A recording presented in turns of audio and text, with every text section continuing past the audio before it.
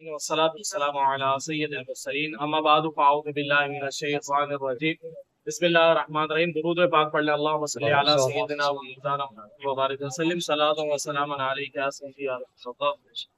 آج انشاءاللہ طہارت کورس کے اندر ہم ایک نیا جو ہے وہ کورس کے حوالے سے سماعت کرتے ہیں، حیض اور نفاس کا بیان بہت اہم ہے، اور یہ سمجھ لیں کہ فرائض علوم میں سے یہ علوم جو ہے وہ آتے ہیں۔ تو انشاءاللہ حیض اور نفاس کے جو مسائل ہیں وہ انشاءاللہ مختصر انداز میں بیان کرتے ہیں۔ سب سے پہلے ہم یہ سمجھ لیتے ہیں کہ حیض، استحاضہ اور نفاس کسے کہتے ہیں۔ ان کو ہم سمجھ لیں گے تو مسائل سمجھنے میں جو ہمیں آسانی ہوگی۔ تو حیض کی تعریف یہ بیان فرمائی کہ بالغہ عورت کے آگے کے مقام سے جو خون عادی طور پر نکلتا ہے جسے کیا کہتے ہیں، حیض کہتے ہیں۔ مہینے میں جو ماہواری آتی ہے اس کو کیا کہتے ہیں، حیض کہتے ہیں۔ اور جو بیماری کی وجہ سے ایسا خون نکلے تو اس کو کیا کہتے ہیں، استحاضہ کہتے ہیں۔ اور بچہ پیدا ہونے کے بعد جو خون جاری ہو اس کو کیا کہتے ہیں، نفاس کہتے ہیں۔ تو بڑی آسان سی تعریف ہے کہ ماہانہ جو عورت کے آگے کے مقام سے جو خون جاری ہوتا ہے اس کو حیض کہتے ہیں، اور جو کسی بیماری کی وجہ سے آئے اس کو کیا کہتے ہیں، استحاضہ کہتے ہیں۔ اور اسی طرح جو بچہ پیدا ہونے کے بعد ہو آئے خون اس کو کیا کہتے ہیں، نفاس کہتے ہیں۔ اب ہم ان کی مدتوں کو بھی سماعت کر لیتے ہیں، سمجھ لیتے ہیں کہ حیض کی جو مدت ہے وہ کم سے کم کتنی ہے، 3 دن ہے، اور زیادہ سے زیادہ 10 دن ہے۔ یعنی یا تو حیض 3 دن کا آئے گا یا زیادہ سے زیادہ کیا ہوگا، 10 دن۔ 3 دن سے کم اور 10 دن سے زیادہ حیض نہیں ہوگا۔ 3 دن سے مراد یہ کہ 72 گھنٹے، اور اگر 3 دن سے 1 منٹ بھی کم ہوگا تو پھر ایسی صورت میں وہ حیض نہیں ہوگا بلکہ وہ کیا ہوگا، استحاضہ ہوگا۔ وہ بیماری کی وجہ سے جو وہ یہ خون وغیرہ آ رہا ہے تو وہ استحاضہ ہوگا، وہ جو وہ حیض جو وہ نہیں ہوگا۔ اب مثلا جو ہے وہ 10 دن اور رات، 10 جو ہے وہ راتیں اور دن سے کچھ بھی زیادہ خون آیا تو اگر اس کی پہلی مرتبہ اس طرح ہوا ہے تب وہ بالغی ابھی ہوئی ہے اور اس کا خون جو ہے وہ 10 دن سے زیادہ ہو گیا، پہلی مرتبہ حیض آیا اور اس میں ایسا ہوا کہ 10 دن سے زیادہ ہو گیا، تو اب چونکہ اس کو پہلی مرتبہ آیا ہے تو عادت کا جو وہ اس کو پتا نہیں چلے گا نا، تو پھر ایسی صورت میں 10 دن حیض شمار کیے جائیں گے، باقی جو دن ہیں ان کو کیا شمار کیا جائے گا، استحاضہ شمار کیا جائے گا۔ اسی طرح اگر پہلی مرتبہ نہیں بلکہ کئی مرتبہ اس کو آ چکا ہے، اب جو ہے وہ اس کے حیض آیا 10 دن سے زیادہ، مثلا اس کی 5 دن کے اندر جو ہے وہ اس کا حیض ختم ہو جاتا ہے، اس کی عادت جو ہے 5 دن ہے، مثلا 5 دن جو ہے اس کی کیا ہے، عادت ہے۔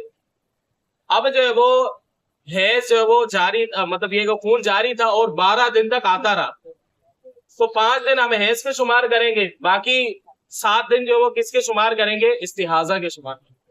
صحیح ہے؟ استحاضہ اور حیض میں ہم فرق کیوں کر رہے ہیں؟ وجہ یہ ہے کہ حالت حیض میں نمازیں نہیں پڑھی جائیں گی، روزے بھی نہیں رکھے جائیں گے، اور نمازیں معاف ہیں اور روزے بعد میں قضا کرنی پڑیں گی، جبکہ جو استحاضہ ہے اس میں نماز بھی معاف نہیں ہے، روزے بھی معاف نہیں ہے، تو نماز بھی پڑھے گی، روزے بھی رکھے گی، اگر نہیں رکھے گی تو پھر ایسے صورت میں قضا ہوں گے اور یہ گناہ گار ہوگی، تو اس لیے یہ فرق جو ہے وہ لازمی ہے۔ تو حیض کی کم سے کم مدت کتنی ہے، 3 دن، اور زیادہ سے زیادہ کتنی ہے، 10 دن۔ پر اگر کسی کو 3 دن سے کم آیا تو وہ حیض نہیں ہے، حیض نہیں ہے سے مراد یہ کہ وہ استحاضہ ہے، اس حالت میں اس کو نماز پڑھنی لازمی ہے، اس حالت میں اس نے نمازیں اگر چھوڑ دی تو پھر ان کی قضا بھی لازمی ہے، کیونکہ وہ حیض نہیں ہے، حالت حیض میں نمازیں معاف ہوتی ہیں۔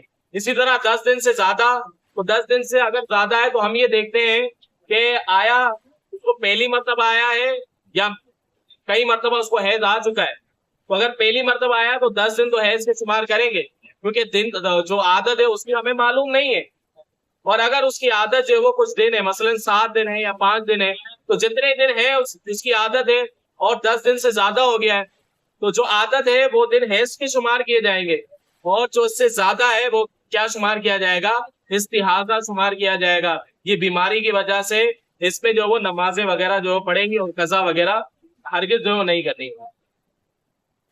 حیض آنے کی کم سے کم مدت کیا ہوتی ہے؟ تو کم سے کم مدت جو ہے 9 سال، اور حیض کی انتہا یعنی حیض کب ختم ہو جاتا ہے؟ تو حیض جو 55 سال کی عمر میں یہ ختم ہو جاتا ہے.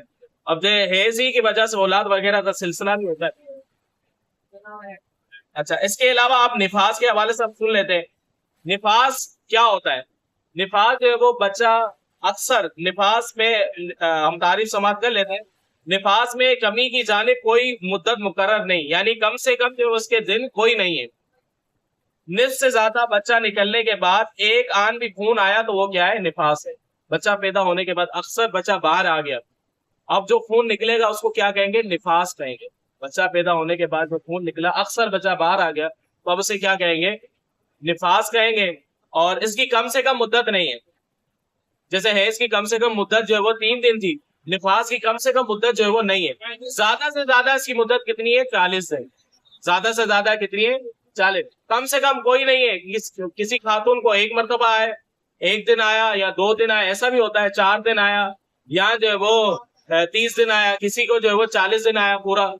اچھا 40 دن کے جو بعد آئے گا وہ کیا کہلائے گا؟ وہ استحاضہ کہلائے گا. وہ کیا کہلائے گا؟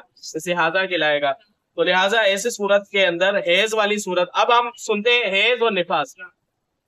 حیض اور نفاس کی حالت کے اندر جو ہے وہ نماز نہیں پڑھے گی. نمازیں کیا معاف ہے دونوں حالت میں، حیض اور نفاس. روزے بھی نہیں رکھے گی. روزے معاف نہیں ہے، بعد میں اس کی قضا کرنی لازمی ہے. روزوں کی بعد میں قضا کی جائے گی. جو استحاضہ ہے، استحاضہ کے اندر نمازیں بھی معاف نہیں ہے اور روزے بھی معاف نہیں ہے، بلکہ ان کو رکھنا جو لازمی ہے. اب جو ہے وہ ہم چند جو ہے وہ مسائل اور سماعت کر لیتے ہیں کہ حالت حیض اور نفاس والی عورتوں کو درج ذیل امور جو ہے وہ یہ کرنا ناجائز ہے. نمبر 1 نماز پڑھنا، روزہ رکھنا، قرآن پاک کو دیکھ کر پڑھنا، اسی طرح قرآن پاک زبانی پڑھنا، کیونکہ یہ جنبی کے حکم میں جیسے جس پر غسل فرض ہوتا ہے نا، جو اس کے احکام ہے وہی نفاس اور حیض والی کے بھی وہی احکامات ہیں. اسی طرح فرماتے ہیں قرآن پاک کا چھوٹا بلکہ کاغذ کے پرچے پر کوئی سورت یا آیت لکھی ہو تو اس کو چھونا بھی حرام ہے. مسجد میں جانا حرام ہے، طواف کرنا حرام ہے، اور ہم بستری بھی کرنا جو ہے وہ کیا ہے؟ حرام ہے. ہم بستری بھی جو ہے اس کے اندر حیض اور نفاس کی حالت میں کرنا یہ جائز نہیں ہے. اس پر قرآن کریم کی نص قطعی مبنی ہے، تو اس کام سے بھی جو ہے وہ بچا جائے گا. حیض اور نفاس کے تقریباً ہم نے معاملات جو ہے سن لیے. اچھا جو حیض اور نفاس والی جو خواتین ہوتی ہیں، اب وہ نماز تو نہیں پڑھیں گی تو وہ کیا کریں؟ وہ اس وقت کے اندر ذکر و اذکار کریں تاکہ اس کی عادت برقرار رہے. اور اگر عادت ان کی چھوٹ جاتی ہے تو پھر ان کی سستیاں بہت ہوتی ہیں. عورتوں میں ویسے ہی سستیاں جو ہے وہ ان معاملے میں نماز وغیرہ کے حوالے سے بہت زیادہ ہو جاتی ہے. وجہ یہی ہے کہ ان کا گیپ آ جاتا ہے. جب گیپ آتا ہے تو ان کی عادت جو چھوٹ جاتی ہے. تو علماء کرام یہی فرماتے ہیں کہ یہ جو حیض اور نفاس کے ایام ہوتے ہیں، ان دنوں کے اندر بھی جو وقت نکالے اور وقت نکال کر ذکر و اذکار جو کرتی رہے. یہ ہماری ایک نشست میں ہماری یہ ساری چیزیں تقریباً ہو گئی. اگلی نشست میں ہم دوسرا موضوع لے آئیں گے. اللہ رب العزت سے دعا ہے کہ اللہ تبارک و تعالیٰ علم دین سیکھ کر اس پر عمل کرنے کی توفیق عطا